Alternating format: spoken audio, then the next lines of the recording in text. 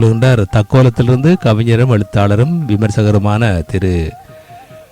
திருமிகு ஜலநாதன் ஐயா அவர்கள். வாருங்கள் ஐயா, இன்று என்ன சிந்தனையோடு வந்திருக்கின்றீர்கள்? தமிழே அமுதே வருவாய் நிறைவாய் தருவாய்.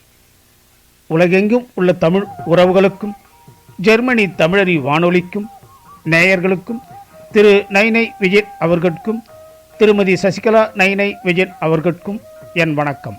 வணக்கம். திருக்குறள் தரும் நற்சிந்தனைகள் எனும் தலைப்பில் குறள் தரும் சிந்தனையோடு அது தரும் நிகழ்வையும் உங்களோடு பகிர்ந்து கொள்கிறேன். தக்கோலம் என் ஜலநாதன், உத்திரமேரூர், தமிழ்நாடு. திருக்குறள் தரும் நற்சிந்தனைகள். அறத்துப்பால் அதிகாரம் 35 342வது குறள். வேண்டின் உண்டாக துறக்க துறந்தபின் ஈண்டியற்பால பல. வேண்டின் உண்டாக துறக்க துறந்தபின் ஈண்டியற்பால பல. துன்பமில்லாத நிலைமையை விரும்பினால் எல்லா பொருள்களும் உள்ளபோதே துறக்க வேண்டும். துறந்தபின் பெறக்கூடிய நன்மைகள் பலவாகும். துன்பமில்லாத நிலைமையை பெற விரும்பினால் எல்லா பொருள்களும் உள்ளபோதே துறக்க வேண்டும். துறந்தபின் பெறக்கூடிய நன்மைகள் பலவாகும். அமெரிக்க தலைநகர் சிகாகோ நகரம். ஆன்மீக சொற்பொழிவு நடக்கும் மண்டபம். ஏராளமான ஆன்மீக அறிஞர்கள் பல நாடுகளில் இருந்து வந்திருந்தனர். நிகழ்ச்சி தொடங்கியது. நிறைய நபர்கள் பேசினார்கள். இறுதியாக ஒரு இளைஞர் பேச முற்பட்டார். சிறு வயது, அனுபவம் குறைவானவன் என்றனர் சிலர்.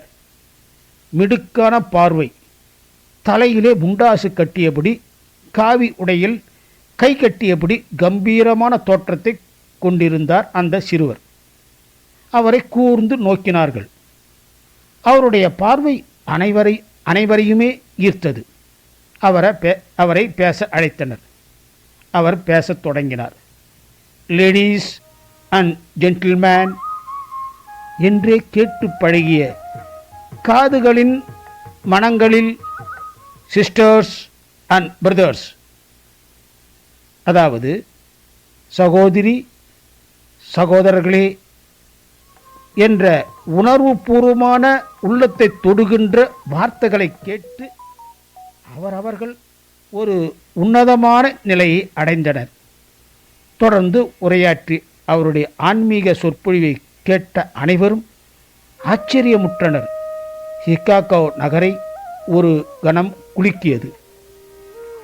அவருடைய சொற்பொழிவை பற்றியே எங்கும் பேச்சு இருந்தது. அவருடைய திருவுருவ படத்தை பூசித்தனர். சுவாமிஜி அவர்களே, உங்கள் சொற்பொழிவு என்னை மிகவும் கவர்ந்தது என்றால் இளம் பெண்மணி ஒருத்தி. அப்படியா அம்மா, மகிழ்ச்சி, நன்றி அம்மா என்றார் இளந்துறவி. சுவாமிஜி, கோடிக்கணக்கில் என்னிடத்தில் செல்வம் உள்ளது. நான் இளம் வயது உடையவள், நல்ல அழகி. என்னை நீங்கள் மணந்தால் இருவரும் ஆன்மீகத்திற்கும் தொண்டு செய்யலாம்.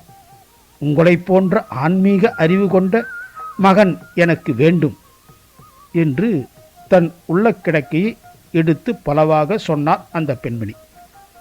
அம்மா, உங்களை தாயாகத்தான் பார்க்கிறேன்.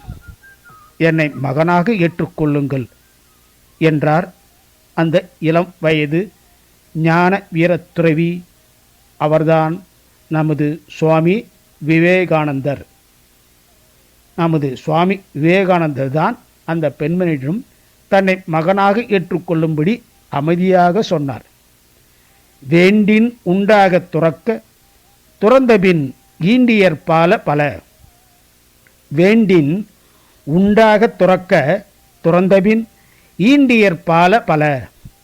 பொருள்கள் வருகின்ற நிலையிலும் உள்ளம் ஒட்டா நிலையில் துறக்கும் நிலையால் என்றும் நிலையாய் பெயர் பெற்றார். வாய்ப்பளித்த ஜெர்மனி தமிழறி வானொலிக்கு நன்றி, வணக்கம். தக்கோலம் என் ஜலநாதன், உத்திரமேரூர், தமிழ்நாடு. சங்கத்தமிழ் இலக்கிய பூங்கா. ஆம், சுவாமி விவேகானந்தரை பற்றி சிறப்பாக கூறியிருக்கின்றார் தக்கோலம் என் ஜலநாதன் ஐயா அவர்கள். இந்துக்களை பற்றியும் இந்து தர்மத்தை பற்றியும் அமெரிக்க மக்கள் சிறப்பாக அறிந்து கொள்ள அவருடைய சிக்காகோ உரை சிறப்பாக அமைந்தது வரலாறு தெரியும். அந்த வகையிலே அந்த விடயத்தை மீண்டும் மாலைக்கு எடுத்து வந்தீர்கள் ஐயா. நன்றிகள். மீண்டும் மீண்டும் இணைந்து சிறப்பீங்கள். நன்றி, வணக்கம். நேர்கள் கேட்டுக்கொண்டிருப்பது காலை கதம்பம். இது தமிழருவி வானொலி, ஜெர்மனி.